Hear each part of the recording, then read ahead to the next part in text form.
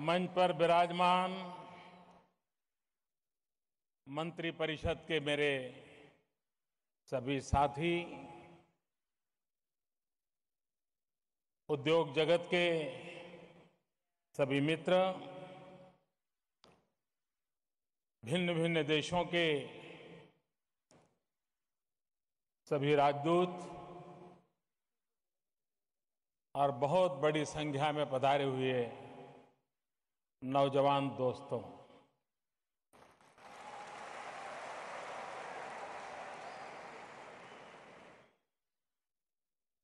मैं श्रीमान रविशंकर प्रसाद और उनकी पूरी टीम को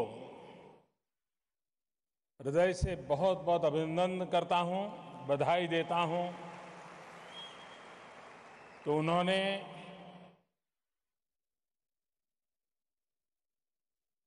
एक कॉम्प्रिहेंसिव इंटीग्रेटेड अप्रोच के साथ भारत के भविष्य को बदलने का एक खाका खींचा है और जिस बारीकी से सारी योजना की रचना की है, मुझे विश्वास है कि करोड़ों देशवासी जिन सपनों को संजो रहे हैं, वे सपने साकार होके रहेंगे।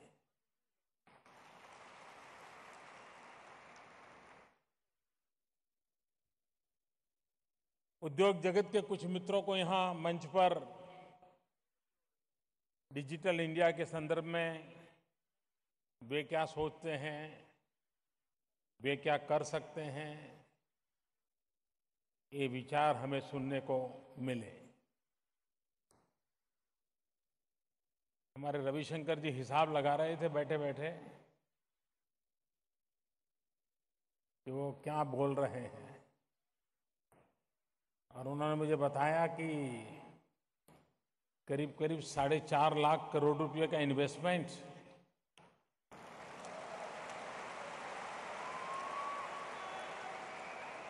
और करीब करीब 18 लाख लोगों को रोजगार।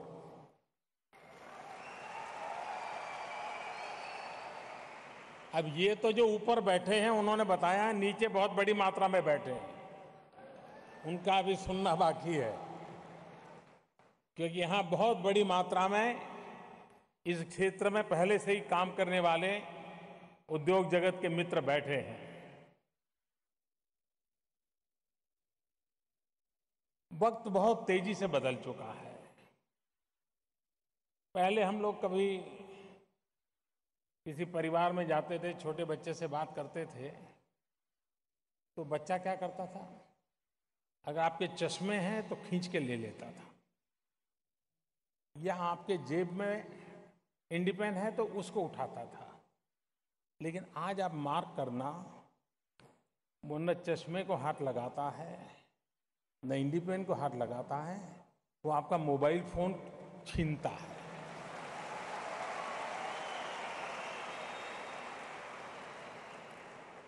और मोबाइल फोन हाथ में आते ही ठीक से पकड़ता है, आप मार्क करना, और अपना शुरू कर देता है, और अगर जैसा चाहे वैसा ऑपरेशन नहीं होता है तो रोने लग जाता है। यानी वो बाकी कुछ समझे या न समझे, डिजिटल ताकत को समझता है।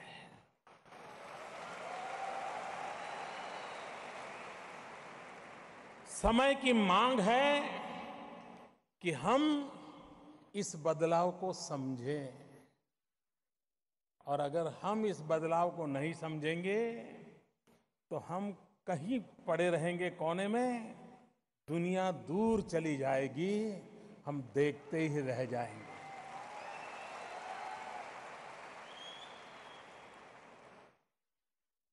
एक समय था कि सदियों पहले लोग बसते थे नदी के तट पर, गांव बसते थे, शहर बसते थे नदी के तट पर या समंदर के किनारे पर। वक्त बदल गया, बाद में जहां जहां से हाईवेज गुजरते थे, शहर वहां बसना शुरू किए। लेकिन अब मानव जाति वहीं पर बसेगी जहां से ऑप्टिकल फाइबर गुजरता होगा।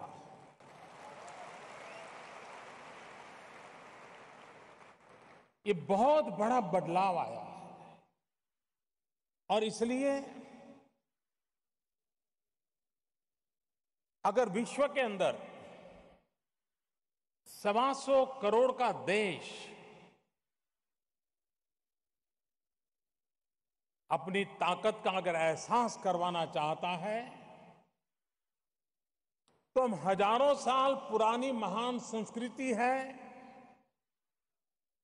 हम 125 करोड़ देशवासी हैं, हम 65% 35 साल से कम उम्र के हैं। ये गीत गाने से बात बनने वाली नहीं है।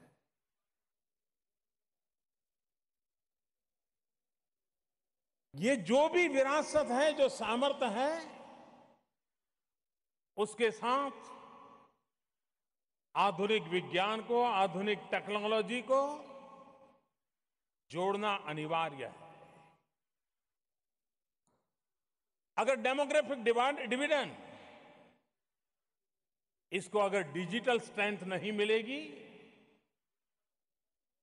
तो ये डेमोग्राफिक डिविडेंड हम ग्लोबल लेवल पर जितनी मात्रा में फायदा उठाना चाहिए, नहीं उठा पाएंगे।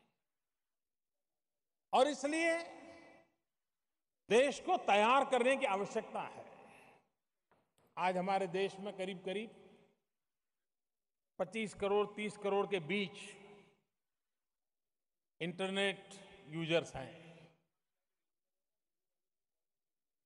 यूजर की संख्या में तो दुनिया में संख्या बहुत बड़ी है, लेकिन जो इससे वंचित है, वो संख्या भी दुनिया के हिसाब से बहुत बड़ी है। अब जिनकी अपनी पहुंच थी, जितनी अपनी ताकत थी, जो खुद कर सकता था, जिसको जरूरत थी, उन्होंने तो अपना कर लिया। लेकिन जो खुद नहीं कर सकता है, क्या उसको उसके नसीब पर छोड़ देना चाहिए क्या? देश का एक तबका वो तो डिजिटल वर्ल्ड के साथ बहुत तेज गति से आगे बढ़ता हो, और देश का बहुत बड़ा तबका उससे वंचित रह जाए, तो जो अमीर और गरीब की खाई के कारण समस्याएं पैदा होती हैं, शहर और गांव में सुविधा के कारण जो खाई पैदा होती है, उससे भी भयंकर स्थिति डिजिटल डिवाइड के कारण पैदा हो सकती है। और इसलिए ये हमारा दायित्व बनता है, हमारी जिम्मेवारी बनती है कि हम इस आधुनिक विज्ञान, जो कि मानव की आवश्यकताओं की पूर्ति का एक बहुत बड़ा कैटलिक एजेंट बना हुआ है, उससे गरीब भी वंचित नहीं रहना चाहिए। और ये सुविधा जब तक हम गांव गरीब किसान तक नहीं पहुंचाएंगे, तो ये विकास की जो बातें हैं, न वो उसका लाभ उठा पाएगा, न हम उसको सेवा दे पाएंगे। और इसलिए इस चुनौती को हमने स्वीकार किया है कि आने वाले वर्षों में दूर सुदूर गांव में भी गरीब से गरीब व्यक्ति को भी इस प्लेटफॉर्म को उपलब्ध कराना चाहिए, जिस प्लेटफॉर्म से वो अपनी आवश्यकताओं की पूर्ति का माध्यम आवश्यकता के अनुसार उपयोग करता रहे। दुनिया जिस प्रकार से बदल रही है, आपने देखा होगा, आपको घर में मान लीजिए कभी तय करें, चलो भाई किसी रेस्टोरेंट में अच्छा आज खाना खाने जाना है, और परिवार के 4 लोग बैठ करके चर्चा करते हैं कहाँ जाएंगे। और अब अगर आपका 15-16 साल का बच्चा है, वो सुनता है तो वो क्या करता है, तुरंत गूगल गुरु के पास जाता है और गूगल गुरु को पूछता है कि नजदीक में अच्छे से अच्छी रेस्टोरेंट कौन सी है, अच्छे से अच्छा मेनू कौन सा है, और वो टेबल भी वहां बैठे बैठे बुक करा देता है। ये इतना बड़ा बदलाव है। उस बदलाव को समझते हुए हमने भी अपनी व्यवस्थाओं को विकसित करना चाहिए। मिनिमम गवर्नमेंट मैक्सिमम गवर्नेंस, इस सपने को साकार करने में टेक्नोलॉजी बहुत बड़ा रोल प्ले करती है। ई गवर्नेंस सामान्य मानवी की जो शासकीय सेवाओं के जो उसका हक है, उसको प्राप्त करने के लिए उत्तम से उत्तम मार्ग है। और ई गवर्नेंस बहुत ही तेजी से एम गवर्नेंस में बदलने वाला है। M does not mean Modi governance, mobile governance. और इसलिए सारा कारोबार, सारी आवश्यकताएं, व्यवस्थाएं मोबाइल फोन के इर्द गिर्द, पूरी सरकार आपके मोबाइल फोन में मौजूद होने वाली है। वो दिन दूर नहीं है। लेकिन इसके लिए हमें अपने आप को सज्ज करना होगा, व्यवस्थाएं विकसित करनी होगी। E governance is a easy governance, it's economical governance. आर्थिक रूप से अनुकूल ये गवर्नेंस है, और उसको हम जितना बल दें, हमें उसको बल देना है। उसी प्रकार से हमारे सामने समस्या रहती है सरकार में, एक ही काम के लिए इतनी मल्टीपल एक्टिविटी करनी पड़ती है, इतना समय बर्बाद होता है। आधुनिक विज्ञान के माध्यम से कन्वर्जेंस बहुत सरल होता है। और जैसा अभी आपको प्रेजेंटेशन में बताया कि आज सरकार में 10 जगह पे 10 काम है तो सारे सर्टिफिकेट 10 जगह पे देने पड़ते हैं। अब वो सारी मुसीबत चली जाएगी जब व्यवस्थाएं खड़ी हो जाएगी, तो आपके एक डिजिटल नंबर से उसको सारी चीजें उपलब्ध हो जाएगी और कारोबार आगे चलता चला जाएगा। आने वाले दिनों में आज हम चर्चा करते हैं कि बच्चों को इतना बोझ उठा करके स्कूल जाना पड़ता है, उनके बक्से में उसके वजन से ज्यादा किताबों का वजन होता है। इन बालकों की समस्या का समाधान भी ये डिजिटल इंडिया में है।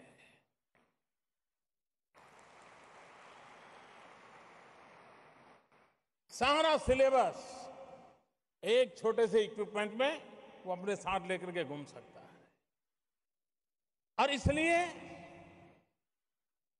कुछ लोग, ऐसी जब बात होती है तो उनको लगता है ये कोई बड़ा एलिट क्लास के लिए काम है, ये बड़े लोगों के लिए काम है। हकीकत नहीं है।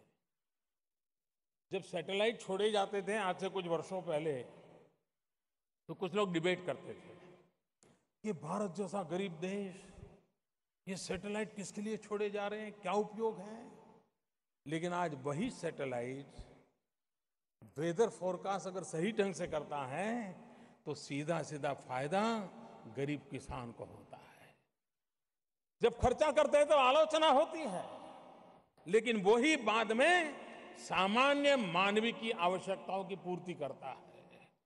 ये सारी योजनाओं जो आपने देखी, अब देखिए आज तो बैंक में जाना वगैरह सब है, लेकिन वो दिन अब दूर नहीं है कि बैंक पेपरलेस होने वाला है, बैंक प्रीमाइसिस लेस होने वाला है। पूरा बैंकिंग कारोबार आपके मोबाइल फोन से चलने वाला है। ये जो बदलाव आ रहा है, क्या उस बदलाव के लिए हम अपने आप को सज्ज करना चाहिए कि नहीं करना चाहिए?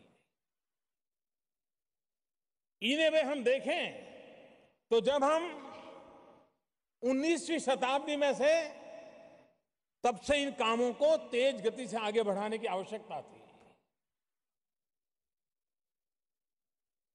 जब दुनिया ने इंडस्ट्रियल रिवॉल्यूशन देखा, हम पिछड़ गए। क्यों? कि हम गुलाम थे। औद्योगिक क्रांति का हमें लाभ नहीं मिला। लेकिन आज जब आईटी रिवॉल्यूशन आया है, हम आजाद हैं, हम यूथफुल नेशन है और हमारे पास टैलेंट है। जहां तक आईटी की बात होगी, दुनिया हिंदुस्तान का लोहा मानती है। हमें यह मौका गंवाना नहीं है। गुलामी के कालखंड में हमने जो मौका गंवाया, ये मौका हमने आईटी रिवॉल्यूशन में गंवाना नहीं है। उसके सामने कुछ और चीजों पर भी बल देखने की आवश्यकता है। भारत पेट्रोलियम इंपोर्ट, ये हमारी मजबूरी है। ऊर्जा की आवश्यकता है, जरूरत पड़ती है, हमारे पास सोर्स कम है, लाना पड़ रहा है। लेकिन ये बात गले नहीं उतरती है कि हिंदुस्तान का second highest import electronic goods हैं। क्या ये देश,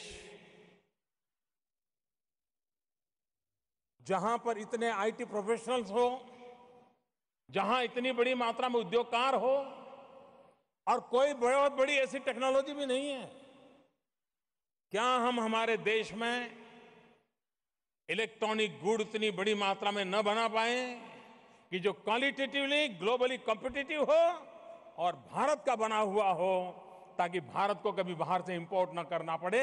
ये डिजिटल इंडिया के माध्यम से हम इलेक्ट्रॉनिक गुड्स को हिंदुस्तान में मैन्युफैक्चरिंग करने की दिशा में आगे बढ़ना चाहते हैं। हम देश के उद्योग जगत को निमंत्रित करना चाहते हैं। मैं नौजवानों को भी स्टार्टअप के लिए जो मदद चाहिए सरकार देने के लिए तैयार है।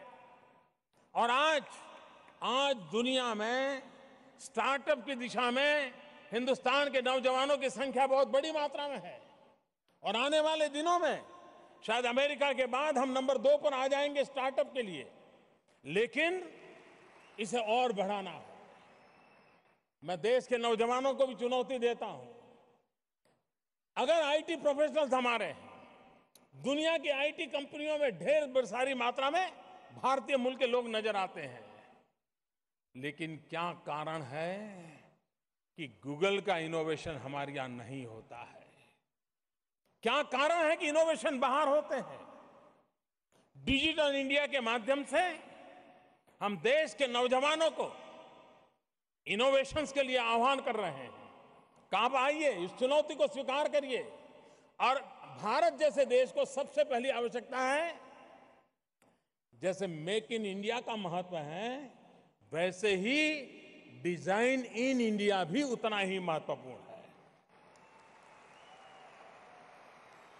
हमारे देश के नागरिकों की रुचि, प्रकृति, प्रवृत्ति के अनुसार हमारी प्रोडक्ट तैयार हो। वो जो भाषा में समझता है, उस भाषा में प्रोडक्ट तैयार हो। जिस एज ग्रुप को एड्रेस करना है, उसकी आवश्यकता के अनुसार प्रोडक्ट तैयार हो। 125 करोड़ देशवासियों का मार्केट है। हमारे देश के नौजवान अपने टैलेंट का उपयोग करते हुए, इनोवेशंस को ध्यान में देते हुए, डिजाइन इन इंडिया इस कंसेप्ट को पकड़ते हुए डिजिटल इंडिया के अंदर एक नए प्राण भर सकते हैं, नई ताकत भर सकते हैं। और उसको बल देने के लिए मैं देश के नौजवानों को आह्वान करता हूं, विश्व की ओर नजर करें। मैं मानता हूं कि भारत ने एक बहुत बड़ी जिम्मेवारी अदा करने का समय आ गया है। हम देख सकते हैं कि दुनिया में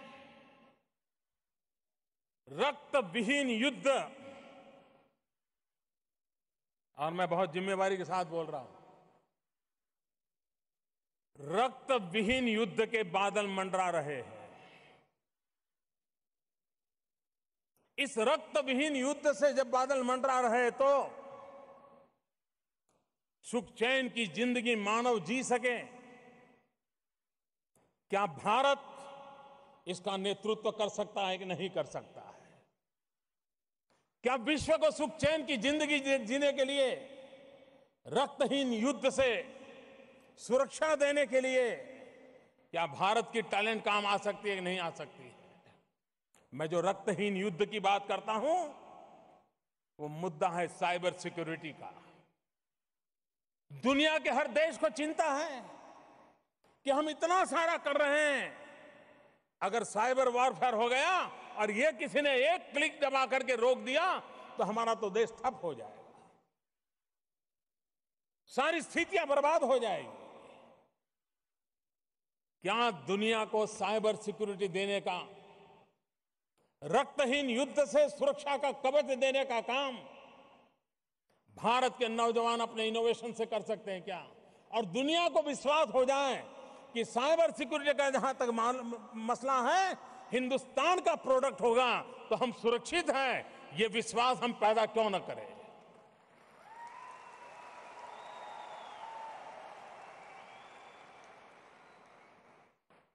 इस चुनौती को हमने स्वीकार करना चाहिए।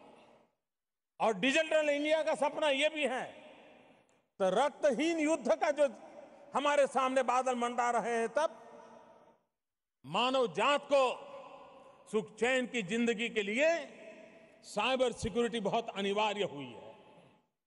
हर कोई चिंतित है। पहले का जमाना था कि किसी पिक पॉकेटर को आपको फॉलो करते करते बस में चढ़ना पड़ता था और जेब कतरा जेब काट लेता था। आज हजारों मील दूर बैठा हुआ कोई 10वीं 12वीं कक्षा का बच्चा भी कंप्यूटर की मदद से आपके बैंक के पूरे अकाउंट को उठा करके ले जा सकता है। ये स्थिति है। तो जिस प्रकार से इस टेक्नोलॉजी की सुविधाएं हैं, उसके संकटों को भी ध्यान में रखते हुए हमने व्यवस्थाओं को विकसित करने की आवश्यकता है। और उन व्यवस्थाओं को विकसित करने की दिशा में हम लोगों का निरंतर प्रयास रहना चाहिए।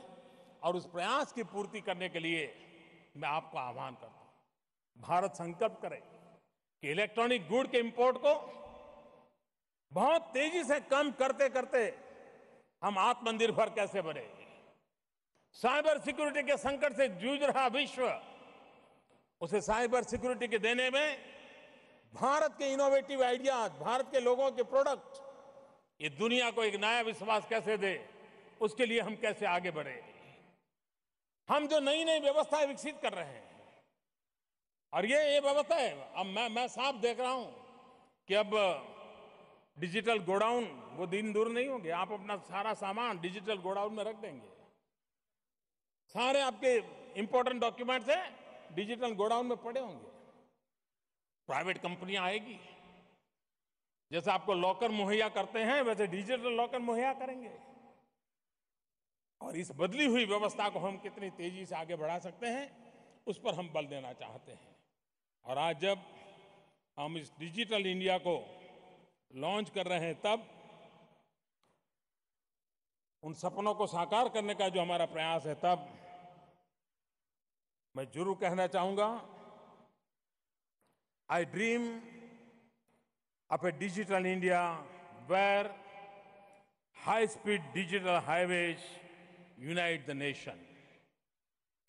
एक जमाना था हाईवेज के लिए मांग होती थी, अब अकेले हाईवे से चलने वाला नहीं है, आई वेज भी चाहिए, इंफॉर्मेशन हाईवे भी चाहिए। I dream of a digital India where 1.2 billion connected Indians drive innovation. I dream of a digital India where knowledge is strength and empowers the people. I dream of a digital India where access to information knows no barriers. I dream of a digital India where government is open and governance is transparent. और मैं जब कह रहा हूं भ्रष्टाचार के खिलाफ लड़ाई लड़ने में टेक्नोलॉजी बहुत बड़ी मदद कर सकती है, सारे लीकेजेस को रोका जा सकता है। हमने अभी जो कोयले का ऑक्शन किया, सारा डिजिटल प्लेटफॉर्म का उपयोग किया था। अनेक खदानों का ऑक्शन हुआ, लाखों करोड़ों का काम हुआ, लेकिन इस सरकार पर एक भी इल्जाम नहीं लगा है। क्यों? क्योंकि हमने इस डिजिटल प्लेटफॉर्म का उपयोग किया, संपूर्ण रूप से ट्रांसपेरेंसी पर हमने बल दिया। और इसलिए भ्रष्टाचार को रोकने के लिए भी इंफॉर्मेशन एंड कम्युनिकेशन टेक्नोलॉजी एक बहुत बड़ा इंस्ट्रूमेंट के रूप में उपयोग किया जा सकता है। आई dream of a digital India where technology ensures the citizen government interface is incorruptible. I dream of a digital India where government services are easily and efficiently available to citizens on mobile devices. I dream of a digital India where government proactively engage with the people through social media. I dream of a digital India where quality education reaches the most inaccessible corners driven by digital learning. I dream of a digital India where quality healthcare pre-correlates right up to the remotest region powered by e-healthcare. I dream of a digital India where farmers are empowered with real-time information to the connected with the global markets. I dream of a digital India where mobile enable emergency services ensured personal security. I dream of a digital India where cyber security becomes an integral part of our national security. I dream of a digital India where mobile and e-banking ensures financial inclusion. I dream of a digital India where e-commerce drives entrepreneurship. I dream of a digital India where the world looks to India for the next big idea. I dream of a digital India. The netizen is an empowered citizen. Thank you very much. Thanks a lot.